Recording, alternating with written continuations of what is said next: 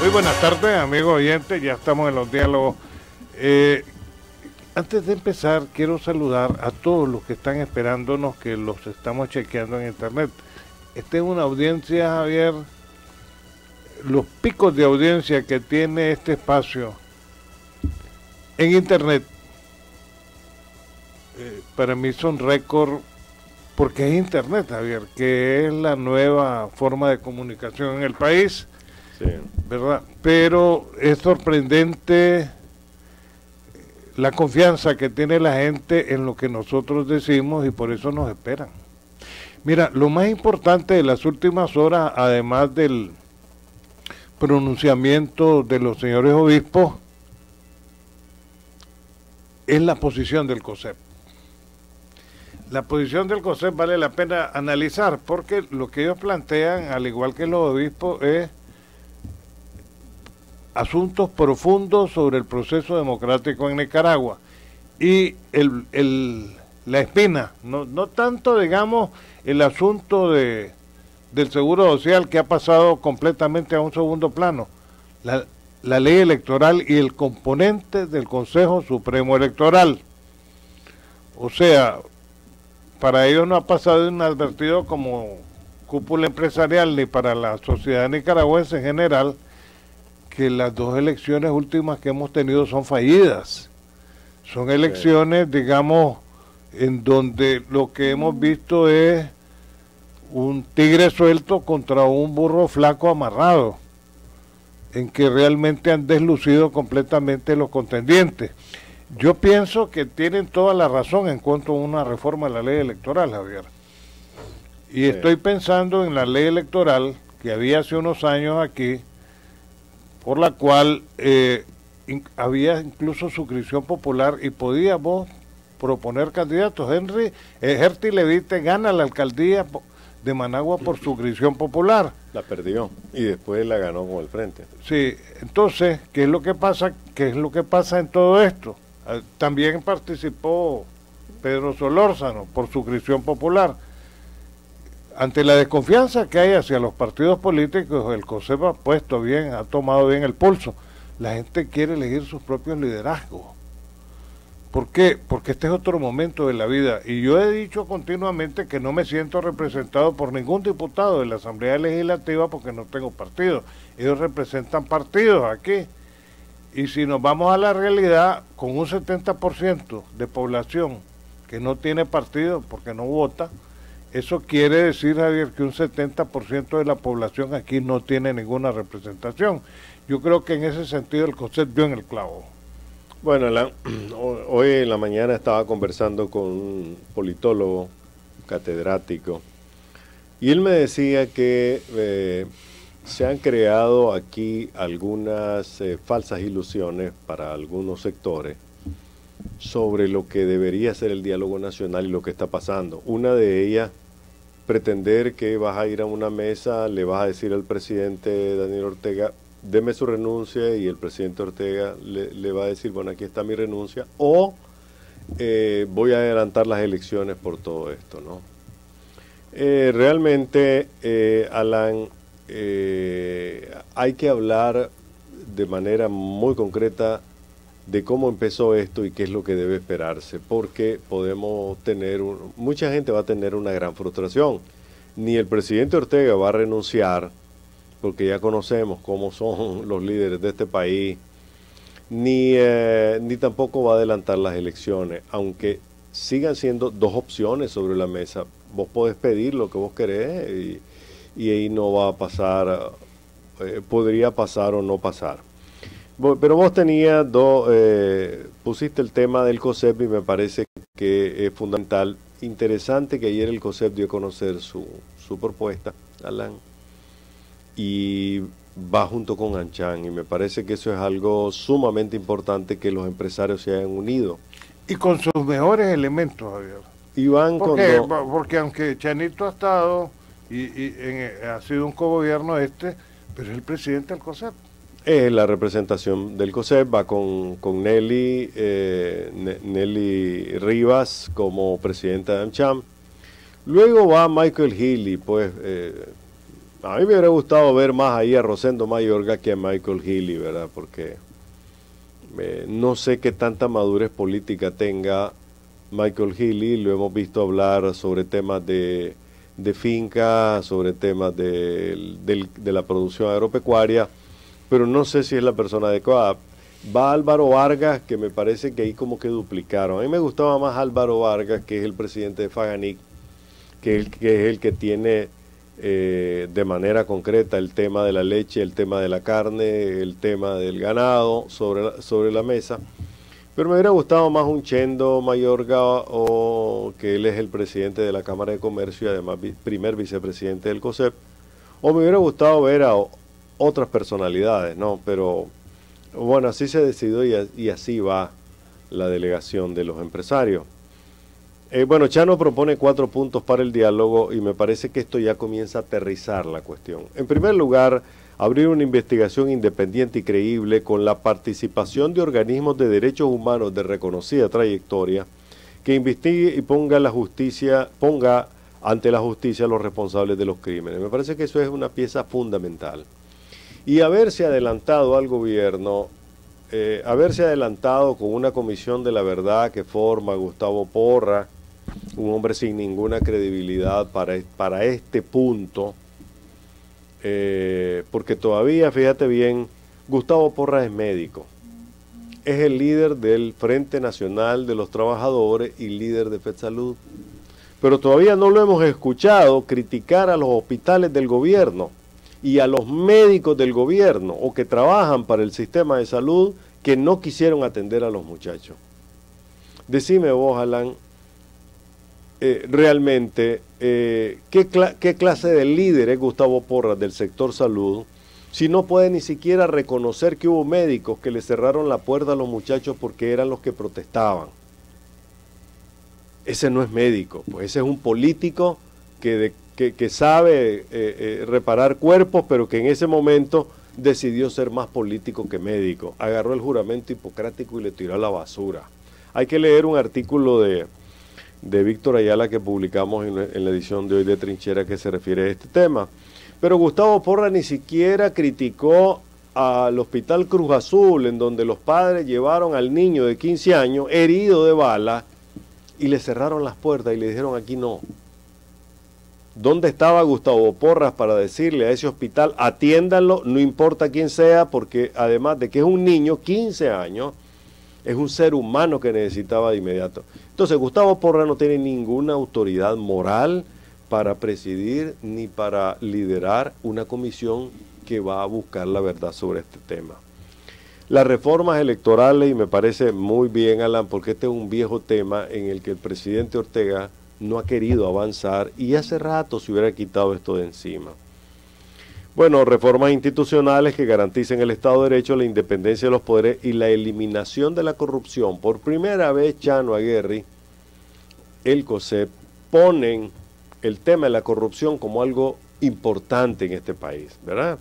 Entonces, Alan, cuando decís reformas institucionales que garanticen el Estado de Derecho, la independencia de los poderes, hasta ahí me parece muy global, muy general, esto hay que aterrizarlo.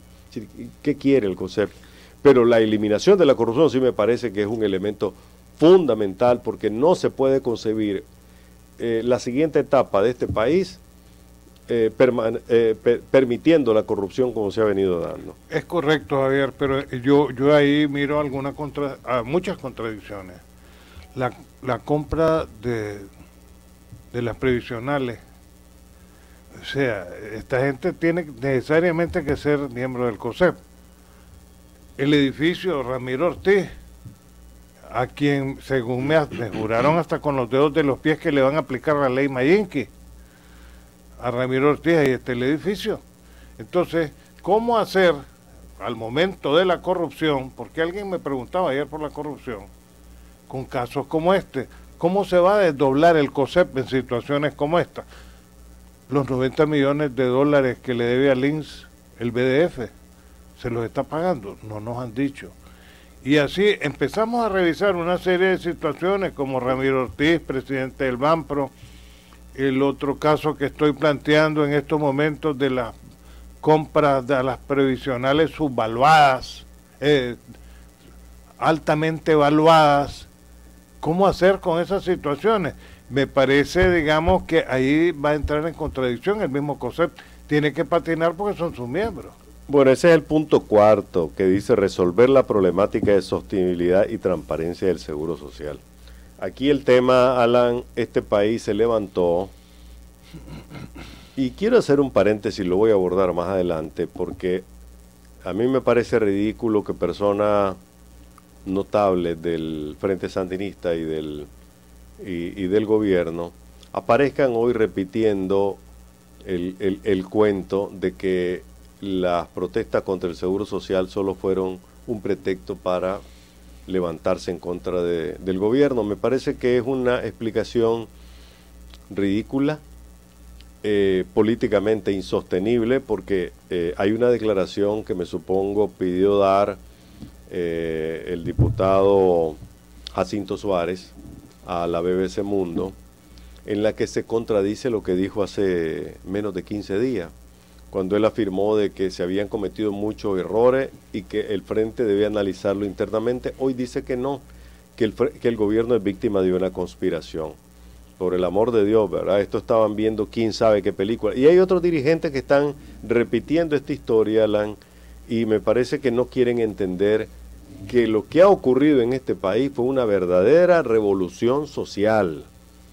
Y la digo social porque no ha sido armada, o cívica, pues, si le quieren llamar, y que fueron reprimidos y que mataron 60 y pico de personas. Yo todavía no he escuchado, Alan, una sola voz del gobierno, independientemente de lo que el presidente expresó el lunes, que realmente esté solidarizándose, que se vea que están realmente afectados por la muerte de probablemente 60 personas, jóvenes todos, y que haga un acto de contrición, pues, serio, una reflexión, un arrepentimiento serio de lo que ocurrió. O sea, Alan, estos funcionarios trabajan para un gobierno, y son miembros de un partido de gobierno, que en cualquier parte del mundo, lo primero que ante una masacre como esta, deberían haber renunciado.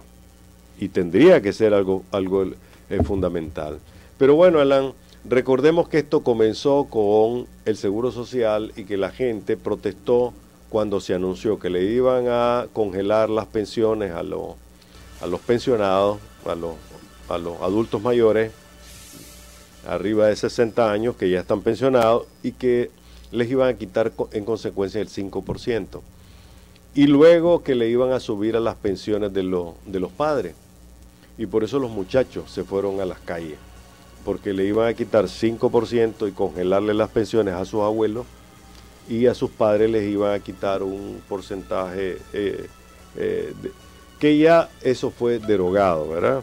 Si no se entiende que alguien cometió el error de tocar la fibra más sensible que había, que nadie la vio venir, y eso motivó una explosión que inclusive Jacinto Suárez reconoce que hay sandinistas y no sandinistas metidos en la revuelta. Entonces, Alan, difícilmente vamos a tener un diálogo que llegue al fin. Para mí, te digo, no creo que el presidente Ortega les haya dicho, esta es la consigna, hay que repetirla como loro. Y sigo pensando, pues, de que hay mucho que reconocer en todo esto y que el gobierno debería empezar por dar el primer paso.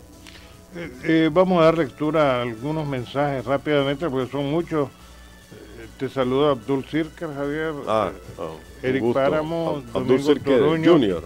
Dice Domingo Toruño que quiere decir que el 70% pide la renuncia. ¿Cómo medirlo? Dice No, eso no es automático, porque yo he oído a dirigentes de oposición decir, bueno, como solo votó el 50%, el otro 50% es mío. Quiere decir que respaldan mis posiciones, y no es tan automático. Chenito Aguirre nunca va a demandar a su compadre Daniel Ortega. El mensaje propuesta del COSEP es solo un escrito por papel, dice José Argüello.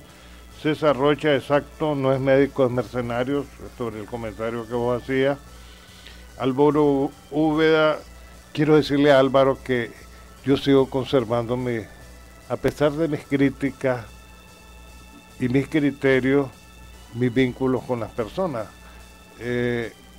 Alemán me llamó para el día de mi cumpleaños, estuvimos conversando, muy ameno, ¿verdad?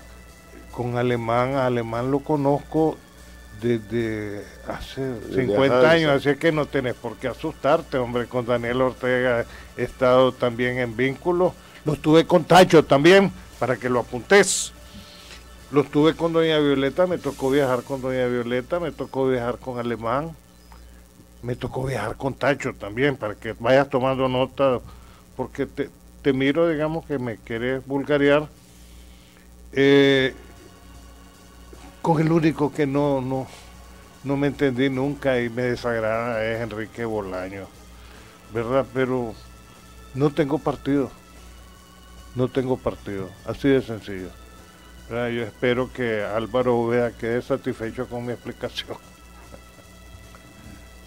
Bueno, Alan, vamos a volver sobre este tema. Gracias a Guillermo Agustino Madrid por el reporte y su saludo que nos envía. Alan, volviendo al tema, insistíamos en que uno no puede esperar del diálogo nacional la revolución pendiente, pues. Una revolución, por lo general, armada, pues lo que va buscando es el derrocamiento de un sistema para instalar otro. Solo quería, a propósito del grosero que me referí, Álvaro Rivas dice, Alan siempre ha sido imparcial en sus análisis. O sea, la mejor respuesta se la da él. Bueno, Alan, yo no... molestarse por cada comentario crítico a uno, pues eso es parte de nuestro trabajo, escuchar críticas también, ¿verdad? Y sobre todo cuando vienen ese tipo de comentarios, pues yo creo que pero ¿por qué te vas a molestar si esto es parte de nuestro trabajo? Somos figuras públicas. Así es. Alan, volviendo al tema, porque se han producido dos declaraciones políticas sumamente importantes que apuntan a cuál va a ser la esencia del diálogo. La conferencia episcopal dijo ayer claramente que el diálogo debe tocar el sistema político de raíz. Y cuando hablamos del sistema político de raíz, no solo está hablando de cómo el presidente Ortega y su esposa han manejado la política y el sistema del país, sino está hablando de la Constitución, está hablando de los partidos políticos, está hablando de la raíz de todo esto, ¿verdad? ¿Cómo se va a implementar eso y cuál es la idea? Pues los obispos todavía no lo han planteado, a pesar de que ellos son mediadores. Aunque, o sea, los mediadores también tienen puntos para el diálogo. Y en segundo lugar, Alan, lo ha tocado ayer el COSEP. O sea que del diálogo nosotros deberíamos esperar que toque políticas de fondo, ¿verdad? Y que toque hechos fundamentales que van a ser fundamentales para el futuro de la vida del país. Ahora, si el gobierno se niega a aceptar abrir el debate político a fondo sobre el sistema en Nicaragua, entonces también se está equivocando. Mira, esto merece un comentario y escribe Francisco Silva, Javier, y vos que profundizás las cosas también. Saludos, Alan y Javier, esto está jodido, dice, para mí lo mejor sería que adelantasen las elecciones con un nuevo consejo electoral y despartidarizar las instituciones del Estado. Me parece fundamental. Mira, para mí ¿te acordás que Daniel adelantó la entrega del poder? Adelantó las elecciones. Adelantó las elecciones y la entrega del poder, así que no sería una cosa inédita, no es una locura pedirlo, porque el propio Daniel Ortega fue el que lo hizo. Me equivoqué ahí.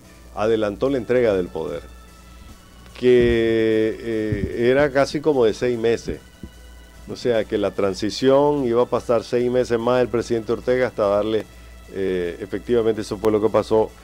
Don Francisco, usted tiene razón en algo de fondo. Realmente Nicaragua lo que quiere es esclarecer en la Junta Receptora de Voto, esclarecer qué es lo que está pensando el pueblo.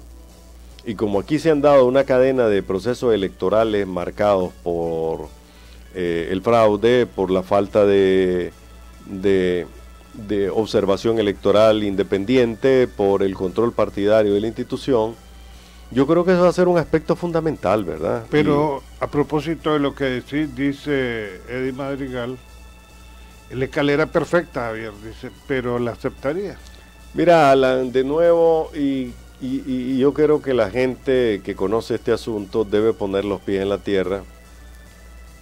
La cantidad de intereses que dependen del poder en los que está metido el partido Frente Sandinista, ya no digamos la familia presidencial, junto con un montón de aliados, socios del sector privado también, ¿verdad? Inclusive negocios internacionales, hacen que a la hora de sopesar, bueno, renuncio o adelanto las elecciones, el dinero va a pesar mucho.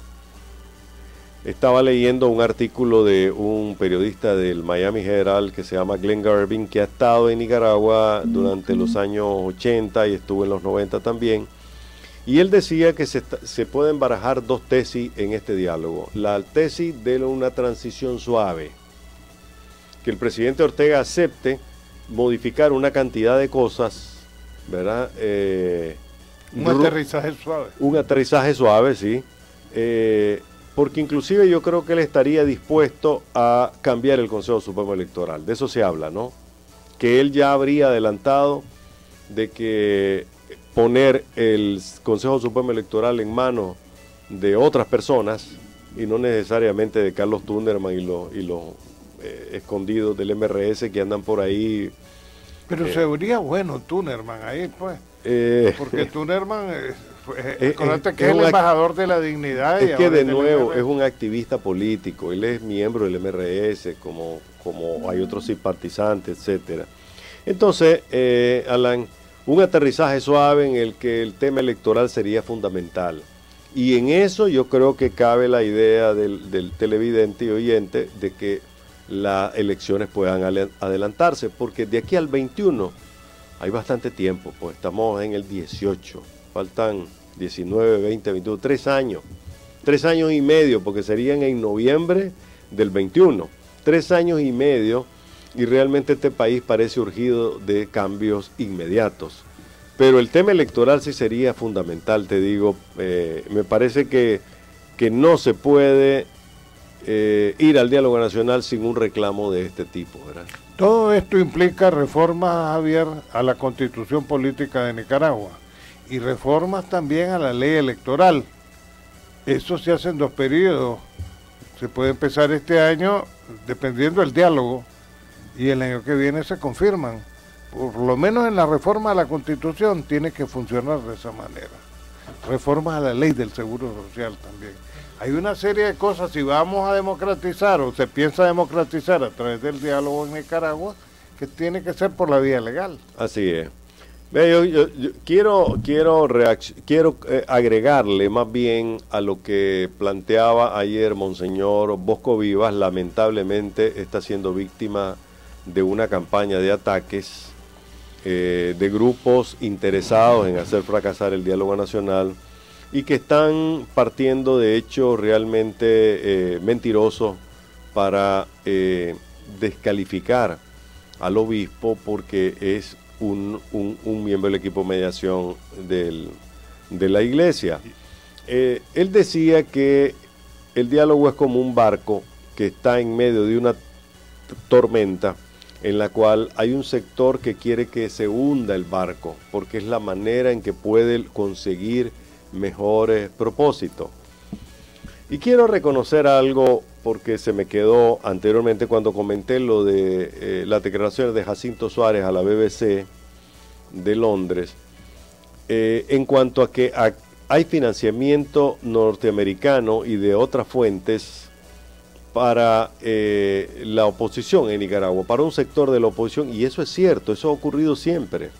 No es de ahora que institutos políticos de los Estados Unidos financian campañas en Nicaragua. Cuando se fue la embajadora una de la penúltima embajadora de Nicaragua me dio una entrevista, Alan, y ahí es donde ella me revela, que después se convirtió en un tema de comentarios en otros medios de información, que en los últimos 5 años en que ella había estado monitoreando y dirigiendo la Embajada de Estados Unidos en Nicaragua, habían llegado al país 40 millones de dólares para la oposición. Se quedaron callados, dicho por ella, ahí está, tengo la grabación todavía, conservo eso y lo que dijo. La embajadora dijo que eran 40 millones de dólares los que habían llegado a la oposición, y la oposición nunca ha dicho qué hizo con ese dinero. ¿Pero cuál oposición? Bueno, estamos hablando de la ONG, estamos hablando de grupos políticos, estamos hablando de partidos políticos. De Eduardo Montealegre. 26 millones de dólares para el proyecto político de Eduardo Montealegre, pero además hubo 40 millones más. Sí, si alguien quiere desmentir a la embajadora, pues aquí estamos, ¿verdad? Pero que ha habido dinero para los grupos políticos, y probablemente esté entrando dinero para mantener la crisis política del país, eso es probable, pero con eso no vengan a justificar con la nueva cantinela que se ha inventado el Frente Sandinista de que esto entonces fue un pretexto, la seguridad social, para lanzar una conspiración o emboscada, como dice Maduro, contra el gobierno del presidente Ortega. Eso es una lectura errada, y se quieren cegar, se quieren tapar los ojos y no ver lo que está ocurriendo. Ese es un pobre diablo Maduro. Dice doña Francisca Ramírez Javier que debe haber representación del sector campesino. A mí me gustaría ver a doña Francisca ahí, lo representa muy bien, y es campesina, y con toda la imagen de campesina, ¿verdad? Y una mujer inteligente. Sería interesante, porque ella ha estado con el asunto del canal, pero ahora ha pasado a posiciones políticas. Los muertos son solo un pretexto, dice. ¿Ustedes estarán de acuerdo conmigo que la Navidad se acercó en mayo en Nicaragua? Los muertos son solo un pretexto. Ya en la OPOLI no hay estudiantes y los mismos se están dividiendo. O sí, fíjense en sus conferencias de prensa. Eso es cierto. Este es Mario José Mendieta Medina. Los jóvenes, los estudiantes, lamentablemente, se han estado dividiendo. Hay 4 grupos ahora. Claramente está la UNEN. Recuerden, la UNEN es un apéndice del Frente Sandinista. Va a estar en el diálogo porque lo va a llevar el Frente Sandinista, pero cuando esos muchachos se fueron a las calles y comenzaron a reaccionar ante la represión que ha matado o 45 o 63, según las 2 comisiones de derechos humanos que llevan esta contabilidad, Alan, cuando ellos se fueron ahí no estaban pensando en que iban a terminar en una mesa de diálogo. Los muchachos fueron ahí a protestar, no estaban pensando es que esto me va a reportar algún dinerito de la Embajada de Estados Unidos, o como los de UNEN. Los de UNEN reciben presupuesto de la República, y tanto Leonel Flores como el otro muchacho, Luis Andino, cada uno de ellos anda en una camioneta Hilux que les ha dado la UNEN o el Frente Sandinista, y cada una de ellas cuesta 25,000, 28,000 dólares. Entonces, que no nos vengan con la historia de que estos son líderes probos y no prebendarios como en realidad lo son. Pero mira, los muchachos de la protesta, Javier, son las figuras protagónicas de todo esto. Para mí, ellos, porque los he visto muy maduritos hablando, deben de estar presentes en el diálogo nacional. Claro que sí. Por supuesto, ellos empezaron. Y a qué se autoconvocaron, escoger quiénes los van a representar, porque ellos se conocen. Así es. Axel Nica dice, ya la Iglesia Católica y el COSEP se pronunciaron en cuanto a los temas de agenda. La pelota está en la cancha del gobierno. La pregunta del millón, ¿ustedes creen que aceptará alguno de los puntos que señala el COSEP? De nuevo, esta mesa del diálogo debería fijarse puntos concretos. Por ejemplo, el tema del seguro social debería ser resuelto ahí, Alan. Porque esta explosión que se dio, esta explosión cívica, social cívica, fue contra el intento del gobierno de meter la mano en el bolsillo del pensionado, del abuelo y de los padres del muchacho estudiante para resolver el seguro social. Ni siquiera quiso decir, hombre, el gobierno le debe 500 millones de dólares, vamos a hacer el esfuerzo de buscar quien nos preste ese dinero, le vamos a inyectar esa plata al Seguro Social y para que flote de manera inmediata. El gobierno no quiere ni siquiera acelerar el plazo que se dio de 10 años para pagarle a la Seguridad Social. Son 500 millones de dólares y con eso se arreglaría bastante, ¿no? Tampoco quiso decir que las pensiones de gracia y ciertas pensiones que se han dado, que son más de 25.000, Alan, pasen a depender del presupuesto de la República o que pasen a manos del ejército, lo que sea. Porque esto es como, Alan, de repente vos y yo y 100 personas más creamos una organización o creamos un fondo para que cuando nos retiremos vamos a estar tomando de ahí para vivir. Y de repente, en esa circunstancia, llegan 10 personas de la calle y dicen, pues, vamos a tomar del fondo de ustedes. Yo no he puesto un peso, pero voy a tomar del fondo de ustedes porque yo también necesito para vivir. Eso no tiene ningún sentido. Eso hay que ordenarlo, ¿verdad? Eso hay que organizarlo. Y esto ha venido ocurriendo, porque he escuchado también algunas versiones sobre esto, de que el Seguro Social ha sido caja chica de todos los gobiernos, ha sido. Eso está clarísimo. Pero esto es desde los años 80, cuando el Seguro Social se convirtió en el INSBI, creo que era, Instituto Nicaragüense de Seguridad Social y Bienestar. Y por la parte del bienestar se comenzaron a usar los fondos de los asegurados en cosas que nada tenían que ver con el propósito original del INS. Ahora recuerden, el día de la Operación Berta, estamos hablando de 1988, la desmonetización, todos los córdobas que tenía en su fondo el Seguro Social quedaron reducidos a nada, como quedó reducido un montón de capitales y fondos que había. Entonces, la historia del Seguro Social debería ventilarse también. Hay alguien que te escribe, Javier, y usted cree, señor Javier, que la derecha ganaría una elección en Nicaragua. La ha ganado en los últimos 2 periodos, porque que no me vengan a decir que el Frente Sandinista es izquierda, ¿verdad? Este es más fondo monetarista que cualquiera. Y no hay un gobierno de izquierda en el mundo que siga los consejos del Fondo Monetario Internacional. Esa es otra cosa, Javier, que me parece que aquí se equivocan la derecha. ¿Cuál derecha? Si la derecha es la que manda aquí, Javier. Que aquí ha habido una alianza con el COSEP. Y está bien clara esa alianza con el COSEP y con el gran capital de este país. O sea, me parece que hay que ser más inteligente en todo esto. Escribe también, saluda a Tania García. No, muchas gracias. Alan, es fundamental, repito, aterrizar las cosas en el país porque después de 15, hoy es el día número 17, Alan, que comenzó la protesta. El 18 de abril empezaron a destrozar, atacaron a la gente en Camino de Oriente y desde entonces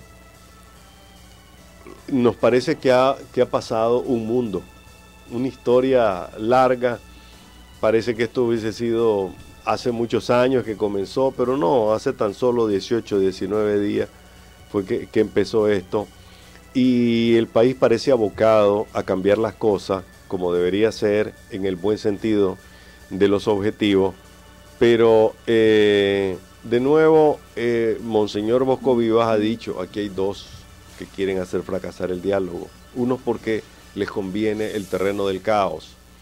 Y como hombre de fe, dice, como religioso, yo tengo, aunque no le guste a muchos, dice que proponer la reconciliación y la paz como una alternativa inmediata. E inclusive, dice, el perdón. Aunque no le guste a muchos, dice, pero los religiosos tienen que proponer el perdón, la reconciliación y la paz como parte de este proceso. Es que mira, lo que al gobierno, y tuvieron que pasar tantos muertos, se le ha venido proponiendo esto casualmente, que entraran en el diálogo. Hace 2 años se reunieron con la conferencia episcopal, se lo planteó a la conferencia episcopal. Más, sí. Poco más. Y no le pusieron mente. ¿Y qué es lo que ocurrió? Monseñor Fortunato Huachugu, ¿verdad?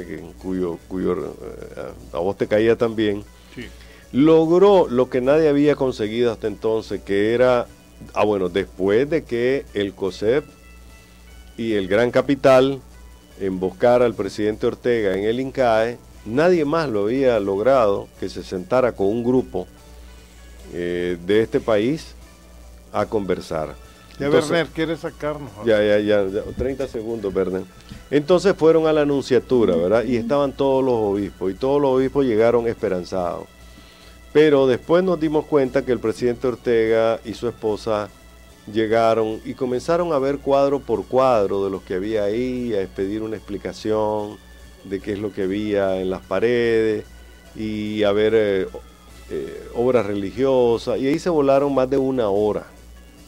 Y luego fueron a almorzar, y en el almuerzo hablaron de otras cosas, y al final les dijo, ok, pues ha sido un gusto, un placer, si tienen algo que quiera resolverle me lo mandan por escrito a la secretaría.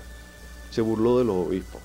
Y eso fue hace más de 5 años, creo yo, 4 o 5. No, Huachuco se fue este año, posiblemente 3, 4 años, y sencillamente no escuchó a los obispos. Ese día fue una oportunidad perdida de nuevo, y ahora pues va a tener que escucharlos en la mesa del diálogo. Muchas gracias a todos los que nos escriben. Estamos cumpliendo con un objetivo que es el análisis real de lo que aquí está pasando, no estamos cegados, y les decimos las cosas como son. Finalmente, porque nos están cayendo un poco de saluditos a Tania García, a Pepe Rubén. Me gustaría que viniera a tocar aquí otra vez Recuerdos de la Alhambra, Leti Montiel y Roberto Cineros Torres. Muchas gracias. Y hasta el lunes. El lunes, hoy es viernes, hoy es social, ¿verdad? Sábado chiquito. Sábado chiquito. Sí. Hasta el lunes.